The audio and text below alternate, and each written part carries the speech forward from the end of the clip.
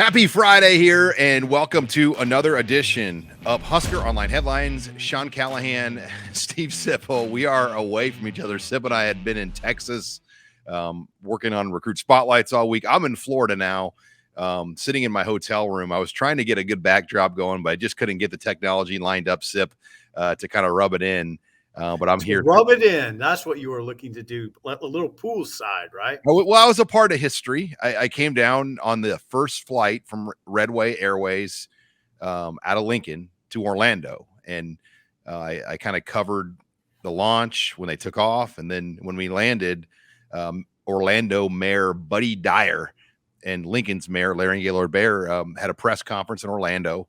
So it was pretty cool. I mean, the city of Orlando welcomed the Lincoln flight in. It was in the brand new C terminal at the Orlando airport, cool. Which is a really, really nice brand new built terminal. So it's a great deal. I mean, this flight to get to Orlando in 2.5 hours from Lincoln. Wow. We got to our hotel in 20 minutes and we were at the pool. So we'll come back Sunday from this deal. So it's worked out well, but let's get to the headlines. Okay. We could talk pools and whatnot, but a lot has happened on Thursday. A lot happened Thursday. Number one, first and foremost, let's talk schedules. Okay. The Big Ten Conference released the new schedule format for 2024 and 2025. And I think when you look at it, not a lot of big surprises for Nebraska because there's no more divisions. And we know that you're going to play in every Big Ten stadium at least once every 4 years. I think the big thing is the way the Big Ten Conference chose to flex the locked-in games, and we're going to get into that more in headline number 2. Okay. But you know, there are no breaks. I mean, I think for any team now in this conference, you're not going to backdoor in very often with an easy schedule the way the league is doing it now. Okay, well, here's the way the league is doing it, and this paragraph is critical. This is from an ESPN article. And this, I mean, I know that people like to look for reasons to complain or try their hardest to find inequity in everything, but you can't. This is really hard. It's really hard to do with how the Big Ten did this. I think, Sean, the Big Ten nailed it, and it's sort of that mindset's encapsulated in this paragraph. Beginning in 2024.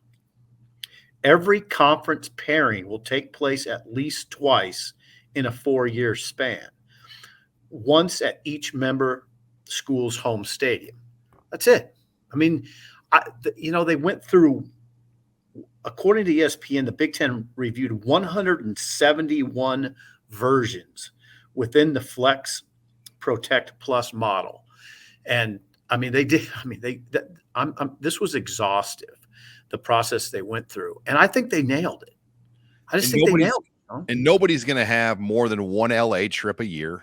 Right. I think that's key, to eliminate this long travel. Obviously, UCLA and USC, I think they had to build those schedules to give their players adequate time for the traveling and whatnot. But I think when you play 9 league games too, it allowed all this to happen. Like, can you imagine the SEC for at least the 1 year they're going to try to manage and build schedules with only an 8-game schedule when you have 16 league teams? I mean, it's really not you could have so many things go wrong in the standings because of the lack of games you're going to have by just playing 8 versus 9. And And I think the college football playoff rankings are going to be the key component now to place the proper teams into a conference championship game. But there might be some years where you might want to be the 3rd place team in the SEC or the Big Ten if you played a good schedule, and you could still get into the college football playoff by not having to play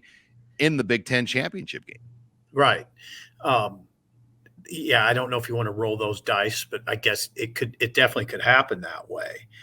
I'll tell you, it's the thing that really dawned on me yesterday was how cool this conference is going to be.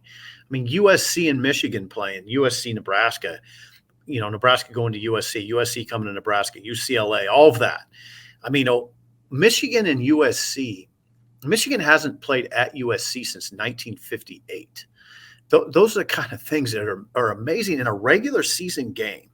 Michigan and USC, those very vintage helmets, will lock up, and it's going to be fun. Now, it's great for the fans. For the coaches, it's really tough. This is tough. It's like the NFL now. I mean, it's Sean. You've talked about it before. How, Pelini always won 9 games at Nebraska. It's different now. I mean, I don't know exactly how you'd compare it, but it almost feels like 8 wins now or 7 wins would be the equivalent of 9 back in the day. Well, Bo Pelini never had to play a 9-game conference schedule. That's part of it. And now look at the schedule. I mean, look what you're dealing with. Everybody knows by now, probably, Sean, the 2025 Nebraska schedule. I mean, look at that thing. I mean, you have Ohio State and USC and Iowa and Michigan and UCLA. I mean, it's going to be taxing. It's going to be taxing physically and mentally and emotionally. Yeah, that 2025 schedule. I mean, just thinking about playing at Ohio State and at USC. I mean, it's incredible. You're right. But Nebraska has always talked about wanting to be the best or play the best. They're going to get a chance to, and that's all you can ask. Well, I appreciate, Sean, Nebraska's posture in this, which is like Trev Albert spoke on statewide radio Thursday night. There's no complaining. I mean, this is what it is, and I think they would like their media corps to kind of take that on too, not try to pick out inequities. I don't think there are inequities because of what I read earlier, that every conference pairing will take place at least twice in a 4-year span. I don't see any inequity. Now, some people will say, yeah, but Sip, how come Nebraska only has 1 protected rival? Iowa has 3. I don't know. I don't know why that matters that much in the grand scheme of things. Yeah, and that leads me into headline number 2. Let's talk about protected rivalries. All right. You mentioned it. Nebraska will have just the one. They will play Iowa as their lone protected game. Now, there are other what they call 2-play games where they're going to play the same team twice over a 2-year period, or UCLA and then Minnesota. And Iowa. Yeah, Iowa. Iowa's locked in, but then Right. they have 2 other 2-play opponents. So that's the interesting part. Like, Penn State has no locked in opponents. Like, Penn State could have easily said, yeah, we want Rutgers or we want Maryland, because those are logical games for them to play. Even Michigan State's got some history, but I think Penn State's like, why are we going to waste a game every year with Rutgers? Like, does anybody wake up in the morning and say, I've got to see Penn State Rutgers? No. I think that's what they tried to do. The games that need to be on this schedule, Michigan, Michigan State, Michigan, Ohio State. You know, there's a couple like Purdue, Illinois. I guess there must be a trophy game associated with that, but that's one that kind of doesn't really. It's the Cannon Trophy. So it's a trophy game, and Iowa, I felt like came out of this the big winner. I mean, they were able to preserve 3 games: Minnesota, Wisconsin, and Nebraska. I think if Trev Alberts, and he said this on the radio show, had his druthers, Nebraska would have been able to preserve Wisconsin as an annual game. They are not. And I don't know why. Why. I mean, think about Wisconsin, Sean. Okay, so Iowa, Wisconsin, that rivalry is over 100 years old. Okay, that's one of Wisconsin's protected games. The other protected game is Wisconsin, Minnesota, which is the most played rivalry in Division I football. That's the Floyd of Rosedale. Or excuse me, that's the Paul Bunyan's Axe. And I've watched that game pretty much every year. And that you do not wipe that away. Wisconsin, Minnesota is a must. It's one of the, like I said, it's the most played rivalry in Division I football. Iowa, Wisconsin, again, over 100 years old. You don't say goodbye to that. That's Nebraska, Wisconsin doesn't have any history, and Nebraska hasn't held up its end of the bargain. Nebraska was going to get 1 protected game, and in Iowa, Sean, here's the thing with those protected games. Both sides have to agree to it. I mean, Nebraska can identify Wisconsin as a protected game, but do you think Wisconsin would identify Nebraska? You were at the game the last time they played. It wasn't there wasn't much buzz at all with that game. There was more interest in the opening of deer hunting season than that game. Yeah. I mean, that was the tamest I've seen Camp Randall in the several times that we've been there since 2011. I mean, think about that first game in 2011 with Russell Wilson. That was probably the most electric Big Ten atmosphere I can remember. Right. See, I mean, some of this is I mean, I'm not saying Nebraska's at any fault. They just haven't been in the league long enough. Those other games, like I said, are over 100 years old. They've been playing. It's built up over time. Nebraska just hasn't had much time. They're lucky. I mean, they're lucky they have that border. And some people don't even call Nebraska-Iowa rivalry. It's debatable. I mean, we debate it every summer when times get slow.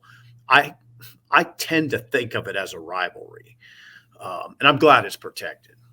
Well, it's also a trophy game, though, the Wisconsin-Nebraska game. But, it's a trophy game that was forced. So it's forced. The Freedom Trophy. Like Michigan State, Penn State's technically a trophy game, right? And that was not protected. Right. That was not. Penn State doesn't have a protected game. Right. I mean, the protected games, most of them are pretty obvious. You mentioned a few. UCLA, USC has to be protected. That's college football. Michigan, Ohio State, that's college football. Michigan State, Michigan, that has to be protected. Illinois, Northwestern, I suppose. Maryland, Rutgers, obvious. I guess it's kind of an obvious, but not very exciting. You're right. Illinois, Purdue. I don't know exactly what goes into that, but I think the 11 makes sense. It'll be, it's going to fix a lot of things too. The way they've done this, like Nebraska's only played at Indiana one time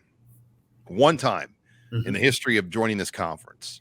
Yeah. Michigan's only played in Lincoln 2 times since Nebraska's joined this league. The Huskers have only played at Maryland 1 time since coming into the Big Ten Conference. So there are some just inequities that we've seen. And I do feel like the East-West, it ran its course. I just think it created a lot of schedule inequity in this league, especially when Purdue and Indiana was a protected East-West game. So it just made your chances to see Indiana that much harder as an opponent, for example, because they're protected to play one game automatically because of that East-West thing with those teams. So I am glad that the divisions are gone, because I do feel like the crossover thing really was real. Like depending on your crossovers, that was the difference on winning the West most of the years in this league. And we're not going to have to talk about that anymore. One more year of divisions, and then it's wide open. I mean, yeah, for Nebraska, you want to crawl up that ladder. I mean, with 16 teams, you're pretty far down the ladder if you're 10th, so you got a bit of a hike up that ladder right now. My other question, though, is, are we going to see new schedules again by 2025 or 2026 if the Big Ten adds more teams? You could, yeah. This could change dramatically. Like, this could change, because this Pac-12 situation is getting interesting. I mean, they continually, kind of have this wait 2 weeks mentality on their media rights deal. And today, again, the Pac-12 conference says, wait 2 weeks, we're going to have a media rights deal. Well, then, I mean, it's clear what's going on. There's a lot that's going on behind the scenes. There's a lot of disagreeing. A lot of teams probably aren't really wanting to commit to this grant of rights agreement. If you're Washington or Oregon, you don't want to commit to a bad Pac-12 media rights. So you're trying to get in the Big Ten. So it's going to be fascinating to watch if these schedules that we broke down yesterday are just going to get redone again another year from now. God, that's a great point. That's a great point, Sean. And they reviewed 171 versions within this Flex Protect. It could get all revised again. That's a good point. All right, let's move on. Headline number 3, recruiting has been very, very busy for Nebraska. The Huskers picked up another commit, this time from 4-star defensive back Mario Buford out of Texas. And Sip, once again, the theme of Texas recruits continues. A lot of things this week happened with offers in Texas. They had camps in Texas. They had a lot of visitors this past weekend from the state of Texas. Mario Buford now joins the recruiting class for Nebraska. His brother is obviously Marquise Buford, a current Husker defensive back. But this is a good addition. I mean, this is as good of a recruit, I think, as Nebraska has added into the recruiting class. Yep. You mentioned Texas. They have 8 total verbal commitments for the class of 2024, 4 from Texas. This is number 4. He's 5'11" and a half. Big thing is he has a 75.5-inch wingspan. Hard hitting corner. He'll be an early enrollee, and I was reading what Brian Munson said on HuskerOnline, and this looks like a player that will come in and try to play right away at that boundary corner position. Physical. So, yeah, Sean, definitely a significant pickup. Now, I don't know. I couldn't tell from reading what I've read. He still has visits scheduled June 9th at Michigan State and June 23rd at Penn State. Would he make those still? No, I don't believe so. I think the point of his commitment was to shut her down at that point. Okay. That gives you an idea. That gives fans an idea. I mean, Michigan State and Penn State mean business, and he chose Nebraska, and he'll play with his brother, which is, I really regard it as exciting news. I mean, when you talk about kids that can maybe come in and play right away, he's obviously got some talent. If he's like his brother, his intangibles are good, really good. And if he's like his brother, he'll hit you. And I imagine he is like that. Yeah, 2 defensive back commits now for Nebraska in this class. And those spots are filling quickly for Nebraska. And they brought in, last weekend, a lot of defensive backs. Peyton Morgan was in on his official as a defensive back last weekend. Dante Carter was in as a safety defensive back this last weekend. William Nettles as a cornerback. Amari Sanders from Miami was a cornerback. So I think the defensive back recruiting for Nebraska could be fairly close to being done here before you know it. Yeah, they have Roger Gradney in the class, right? Roger Gradney and Mario Buford are already in. And you figure there's probably 2, maybe 3 more DB spots left to go. And they've brought in all these guys last week. They made the new offer to Braylon Prude out of Texas and Houston this past week. Out of Shadow Creek. So they're moving a lot of pieces right now. I feel like with the secondary, Evan Cooper is a very definitive recruiter as far as what he's looking for. And when he sees the guys he wants, he closes on them. Yeah. And you also, you talked to Malik Esquera, who was on hand at the satellite camp at Mary Hardin Baylor. 6'3", 186. He's safety from Killeen, Texas. Or is he 2025, Sean? No, he's a 2024. Okay. And Malik Esquera will visit Nebraska on an official June 13th. Okay. So that's another one, out of that Houston or out of the Texas area that will be here this, on that weekend. Yeah, he's from nearby. He's from Killeen, which is in that. Yeah, Malik Esquera, Sean's from Killeen, Texas, which is in that area we are in, the Belton, Waco area. But yeah, it's amazing the push they've had in Texas, because when this team joined the Big Ten Conference, it's almost like they pulled everything out of Texas. And I think some of it, when you think about Texas recruiting, early on those Pelini staffs, they were in the Big 12, but you had Tim Beck. He was a non-coordinator at that point. He was an assistant coach. And Tim Beck really opened a lot of doors back then for Nebraska and Texas when they were in the Big 12, and John Papuchis and those guys. Well, Tim Beck and John Papuchis later became coordinators for Pelini. Coordinators don't go on the road at the level assistant coaches do. So I think, not only joining the Big Ten, but then Tim Beck becoming a coordinator, Papuchis becoming a coordinator. Some of those guys, like, all of it played a factor in just Nebraska's, lack of presence in Texas over the last several years, but it's clearly back now. Yeah, and a lot of that, of course, is Matt Rule's success at Baylor. Finishing 11-3 in his last year. His staff members, guys like Bob Wager and Garrett McGuire, they have a lot of great relationships. As you saw, you could see it when we were down there in Belton and Houston. So a lot of it comes down to that. And I think it just starts with Matt. I think it starts with Coach Rule. Some other things to keep your eyes on, a lot of chatter about Tyson Terry from Omaha North, the 2025 defensive lineman. The staff was teasing an in-state commit. So that's another one to watch here this week. I think there's a lot of chatter that could be coming sooner rather than later. So that's one you want to be on Husker Online and keep track of. But let's move it on. Headline number 4. Let's go into Marcus Satterfield, Jeff Sims. You've got a great column on HuskerOnline.com breaking all of that down. When you were able to talk to Marcus Satterfield at length about Jeff Sims, and you knew Marcus Satterfield's SIP was high on Jeff Sims, but your conversation, I think, even surprised you more how high he is on the quarterback. Yeah, I mean, he said things like, as far as his arm talent, I mean, he said he's got, let's put it this way. This is what Satterfield said. He's got really, really, really, really, really good arm talent. That's 5. You can tell, well, he said, watching the film at Georgia Tech, I couldn't tell exactly what he would be like. And then when you see him live and you see that 6'4", 220-pound frame, Satterfield said he looks bigger now, and the ball just comes out of his hand. He says, this is just Satterfield talking. I'm not hyping the young man. Satterfield kind of was. He says he's got elite arm talent, and he just happens to be a really strong runner.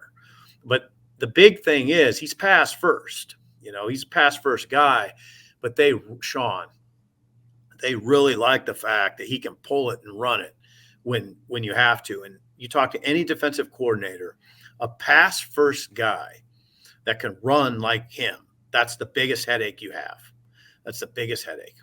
It's amazing when you think about how they got him, when they got him, because I just feel like there wasn't a lot of, there were teams that wanted him, but they made it look pretty easy to get him from the portal. It just kind of happened. Blink of your eye.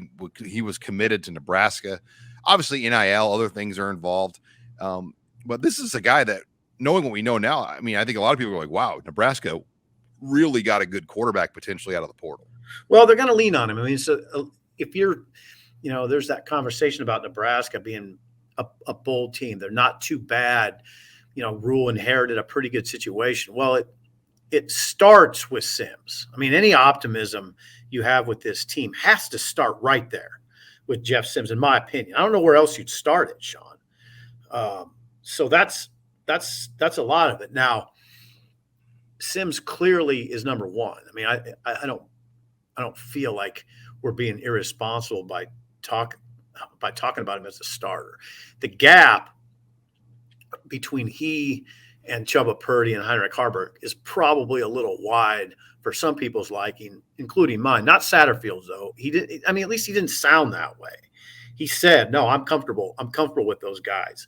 I'd be comfortable putting Heinrich Haarberg, Satterfield said, he'd be comfortable putting Heinrich Haarberg in a game right now. Chubba, same thing. He did say with Chubba, let me get to it. Satterfield said it may not always look pretty with Chubba, but he's going to find a way to move the ball and get first downs. And he says he trusts him with the football. Chubba at times last year, Sean, I thought he looked ill prepared. I didn't think he looked prepared. He battled some injuries at times. Even one of the games that he was inserted in, I believe it was the Illinois game, he had hardly practiced the whole week. And, right. and Mark Whipple demanded that he go in and threw a chair in the locker room that he went in over Logan Smothers at that time. And, I don't know if Logan was really ready, and it showed. And then Logan came in late in the game and looked a lot more prepared. Yeah. Chubba did not. He looked skittish. I'm not really putting it on Chubba. That's on Whipple. The other coaches wanted it all, I guess, put Logan in, and Whipple threw a chair and said, no, put in Chubba. And we saw what it looked like, an ill-prepared quarterback at that time. And it's not a knock at Chubba. He wasn't ready to come in at that moment against arguably one of the better defenses in the conference. Illinois almost beat Michigan earlier. Yeah. Illinois remember, Sean, they had a first round corner. Well, they had 3 defensive backs drafted. There you go. So he was up against in a difficult situation. As far as Haarberg goes, 6'5", 210-pound Heinrich Haarberg. He was just 2 for 9 passing in the spring game, which gave a lot of people pause, including myself. I asked Satterfield about that, and he said he had an interesting quote. He said, "I think spring games used to be fun when nobody really cared about them." He said, "In our spring game, we divided it up so we could have a real game. And some of the guys weren't always throwing to guys they were normally throwing to." Now, you hear that from coaches sometimes. He said also that Heinrich hasn't played a lot of football in front of big crowds, and it's going to be a little more intense in that situation, in that environment. He just thinks being in those situations will help him. But he said, "I'm not alarmed at all. I think he had a really, really good spring, made a huge jump. If he goes into the game and plays quarterback, I'm just fine with it," he said. Yeah, that deal. I mean, and Casey Thompson, I thought your comments about Casey Thompson were interesting too, because it is the reality of the portal era that we now live in. You just aren't going to really be able to keep two quarterbacks on a roster with 20 plus games of Power 5 experience, Right. because there's too much value in this portal immediate eligibility era that also involves NIL. And NIL was not why Casey Thompson left. I'd be curious, what kind of NIL he's getting at FAU. If there's much involved at all, because we know he was the highest paid NIL player at Nebraska a year ago. We've got that from multiple sources. Right. Could FAU even come close to that? Do they have anything in, because that NIL he was making, I'm going to venture to guess at Nebraska was more than most of the assistant coaches make for salaries at FAU. Probably, yeah. I mean, yeah.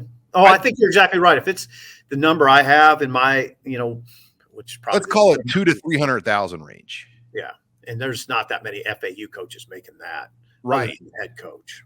You're right. Maybe the coordinators are in that area, but he's definitely. I mean, so I don't know if NIL was why he left. I mean, he wants to start. When you're a 25-year-old coming back, he left to start, and Marcus Satterfield more or less said that to you. He did say that. He said he had 1 year of eligibility left, so he didn't really have time for a quarterback battle here. He needed to go somewhere he could play and get snaps. And Satterfield, just paraphrasing, said, "We're on the same page. Casey was straight up with us, treated us in a fair manner, and we did the same with him." It sounds like it was amicable. Sean, you portrayed it very well. It's cut and dried. Casey wanted to go somewhere where he could play. Now, I didn't use the quote from Satterfield, but Satterfield thinks he's a Sunday quarterback. Now, I don't know if Casey's a Sunday quarterback. He might be a backup Sunday quarterback. But you know me, I don't rain on anybody's dream.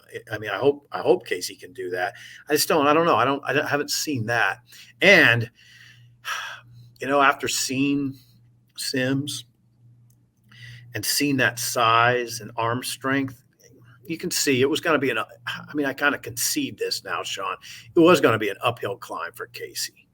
When you have an offensive line that's been as inconsistent as Nebraska's in protecting the quarterback as far as pass protection, Casey took a lot of hits last year. I mean, yeah, like at Rutgers, he took one from both sides and in front. He got hit three spots. His shoulder. I mean, he hurt his shoulder, and if he takes. When you're just that much, I mean, Jeff Sims might be able to take a few more of those hits where it's not going to hurt him like it did Casey Thompson. Right. I mean, the way you can kind of sum up Jeff Sims is this. Remember how good Jamal Lord was as a runner? He couldn't throw it. Sims can throw it. Maybe like an NFL quarterback, but also can run it probably not too far away from how Jamal Lord ran. Am I going too far with that, Sean? Well, the comparison, I'm not going to say he's a Lamar Jackson, but that's his style. He's got like a Lamar Jackson style, the way he plays. Yeah, probably better passer though, right? Lamar Jackson? No, Sims better passer. Than Lamar Jackson? I think Sims is a better passer, yeah. I do. Like the Lamar Jackson from Louisville that won the Heisman that starts. Yeah, I think Sims is more polished. That would be. I mean, if he is, Nebraska struck gold because Lamar Jackson's obviously one of the better quarterbacks in the NFL too right now. Yeah. Maybe I'm going too far, but Sims is pretty polished. All right, let's close it out. Final headline. Headline number 5. Kind of all over the map here.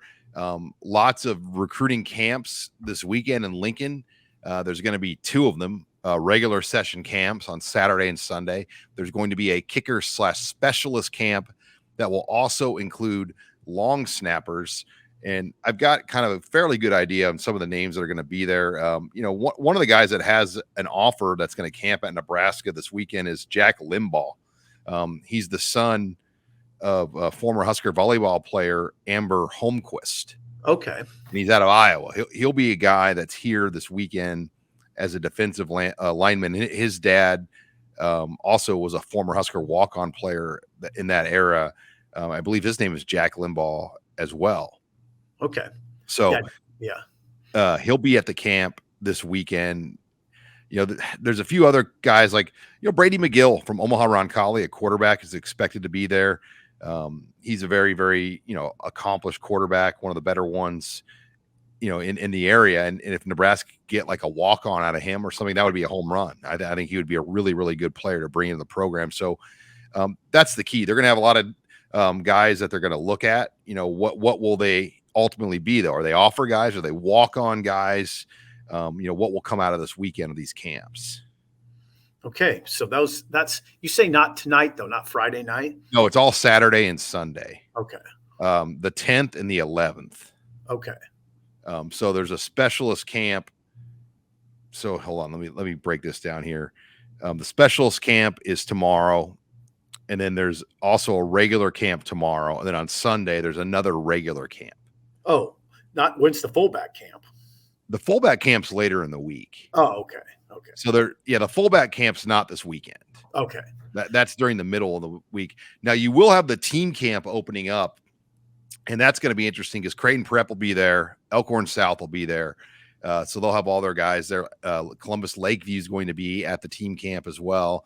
But Creighton Prep, you're going to have Michael Burt there, the tight end that just was offered by Nebraska, Illinois, Iowa, and Minnesota, all within a day.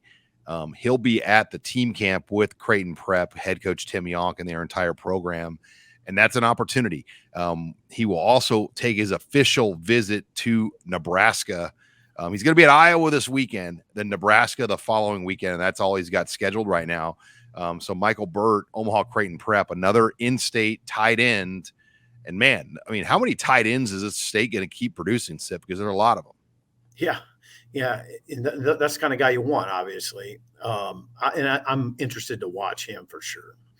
Yeah, he'll be somebody. I like Nebraska's chances out of it, but Iowa to me will be hard to beat too, because you look at, they offered him first, and secondly, their tight end history is second to none. But Michael Burt, 6'5.5", 226 right now. On3 has him ranked now too. He's an 87 right now on the 3-star rankings. But boy, once again, another double-digit Power 5 year in the state of Nebraska. We've seen kind of a run the last 3 or 4 years where there's been more Power 5 recruits come out of the state than we've seen in a while. And I think that part of it's debatable. Is it better talent, or is it coaches at these surrounding schools that recruit and know the state of Nebraska better? And I kind of lean towards that, because you've got Kansas with Lance Leipold and his crew. You've got Kansas State with Connor Riley and those coaches there, and they're going to recruit Nebraska. Iowa State's going to recruit Nebraska. Yeah. Iowa has for years. So I think some of it is there's more programs in the area that are recruiting Nebraska than we've seen before at a higher level. Also where Nebraska's at as a program, Sip, has played a factor. I think some of these teams feel like the Huskers are vulnerable right now, and they can take these kids out of Nebraska. Right. And I think North Dakota State and the South Dakota State, the Dakotas are a factor, obviously, too. And I think it's maybe more important for Nebraska right now to get these guys, because a lot of players that Nebraska, maybe higher profile players that Nebraska was used to getting in the past from elsewhere, just not available to Nebraska right now because of the sustained losing. So I'd say it's really important to be able to get these kids, these in-state kids, where you think you'd have a really, really good chance. Yeah.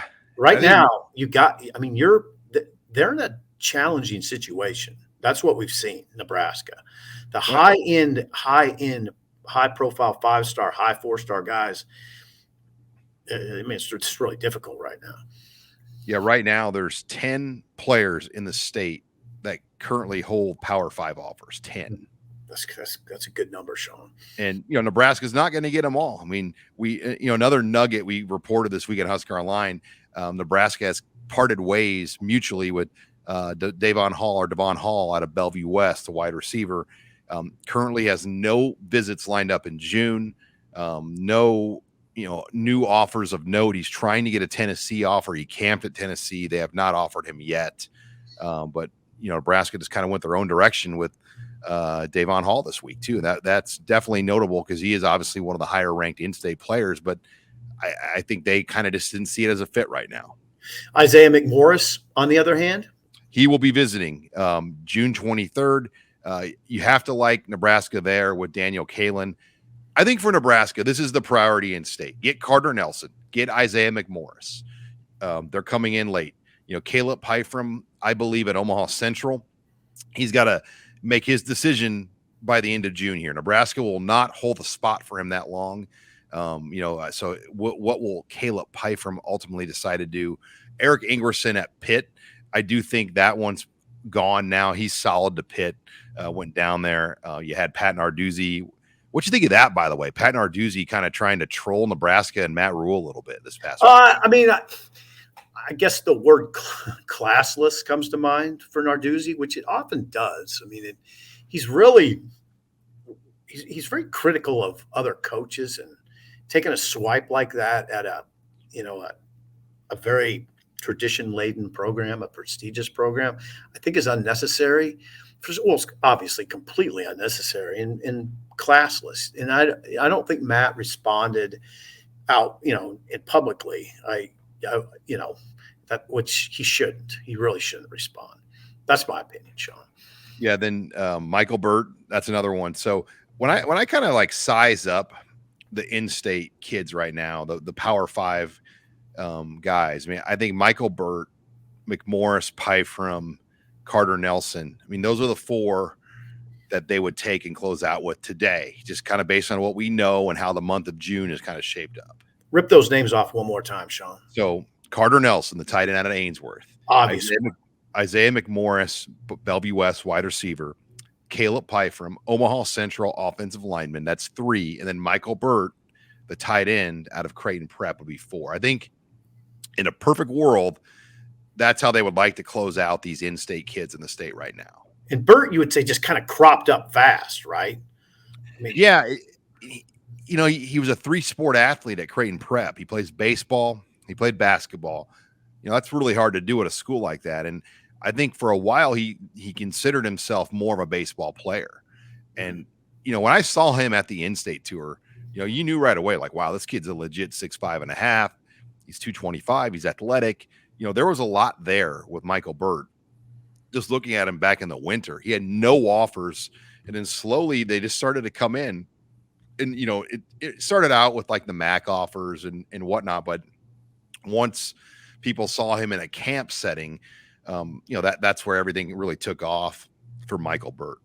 Yeah, that tight end position's become a little more sexy in college football because that big dude at Georgia, those guys at Michigan's produced. I mean, Michigan's really used the tight end effectively. Multiple tight ends. Eric All now transfers to Iowa. Ohio State uses the tight end prominently. Nebraska's, it's a high-profile position now at Nebraska with Fedoni and Eric Gilbert and Borkacher. I mean, you can't forget Borkacher. I mean, right now, Borkacher's a starter with Fedoni. I mean, if you had to identify your top 2, it'd be Fedoni and Borkacher. But, Fedoni, I would think that story could take off. So the tight end position is, I don't know, it just seems like it's more prominent than it was about 10 years ago. And then, a couple final notes from Texas. So we hit on this a little bit this week, but you mentioned tight end. Nebraska is still waiting on word on Eric Gilbert's waiver. Yes. They're not worried. It's just a process, and hopefully that all works out in the end. And something else I'll say, they're at 85 scholarships. I think there's this, because we have a trackable scholarship 85 chart, and it shows that they're over 85 right now. There are things, and I talked to Matt Rule about this. There's a couple of players on there that have taken the head coach exception that just haven't announced, and those are guys that will stay at Nebraska as students, but this will not be a part of the team. But there's also some scholarship guys, whether they were former walk-ons that were placed on scholarship or guys that have graduated, they can take them off. There are ways around that. So they are at 85 or under 85. And yeah, I think Matt Rule kind of chuckled, like, there's been some interviews he's done lately where, people really ask intense questions about the 85. And he's just like, what do you mean? Like, we're at 85. But, Nebraska, once again, we've talked about this a lot, that people really dive into the details here. Yeah, they do. And let's face it, that discussion is not as cut and dried as it used to be, right? I mean, you have that head coach exception that you talk about, the COVID really kind of added nuance to that conversation. So, but yeah, I'm not the top. I mean, I haven't really worried about it. But there's different ways, Sean, let's put it this way. There's different ways you can get to that 85 that aren't really easily explained and maybe don't even need to be explained. And some of it is protecting the privacy of the kids. Some of it is kids want to announce their situation on their own, and that doesn't happen. There's no, it can happen at various times. So, yeah, I guess long story short, I wouldn't worry about it too much. Yeah, I use the analogy. It's like a complicated financial situation you might be dealing with, where you might have to move some money around from other accounts, do some things. There it is. To kind of pay off the bills. You might have to pull some money from here, pull some money from there, do this and that to kind of balance the book. So that's what Nebraska has to do right now. There's going to be a couple guys going at head coach exception that have already done it. They just haven't announced it. And right. Out of respect to those young men, I'm not going to say.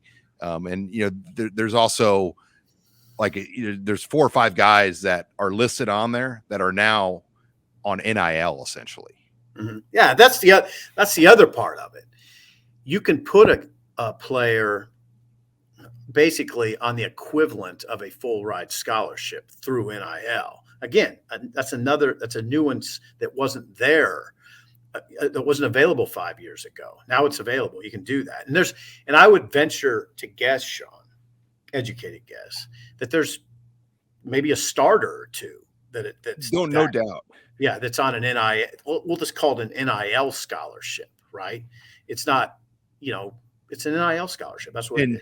That's not something Matt Rule's going to really brag about and say, and yeah, we've got this kid's on NIL now. Like they don't, that's not something you talk about. Well, you don't talk about other people's money. You don't talk about how, it's sort of uncouth and inappropriate.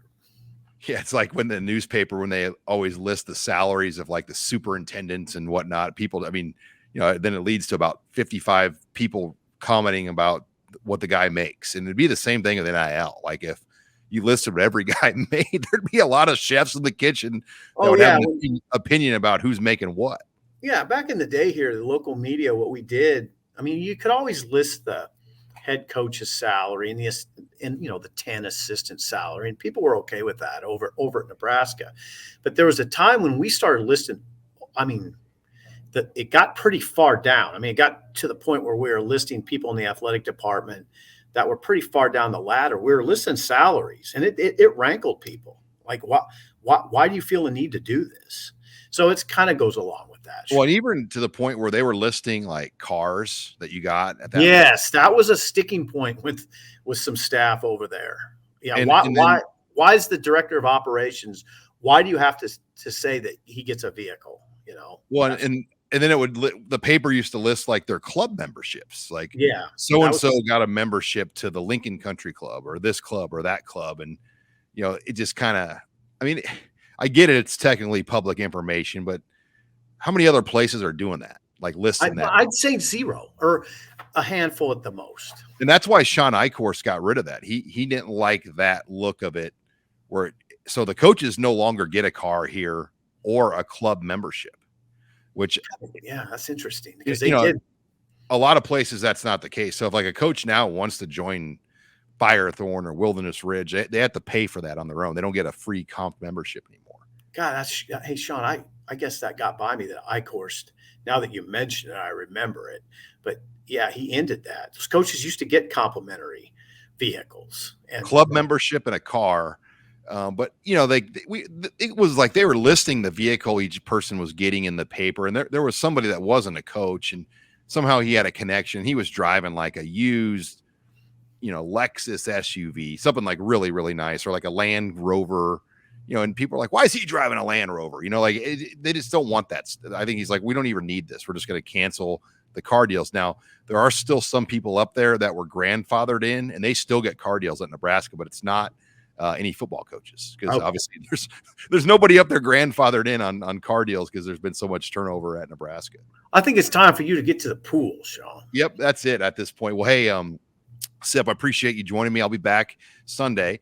Good column, by the way. If you haven't checked it out, Sipple's got a column on HuskerOnline.com with Jeff Sims, and you've got a Sunday one in store too, right? Yeah, I think so. I think we're going to do that. I'm not. There's a few ways I could go with that.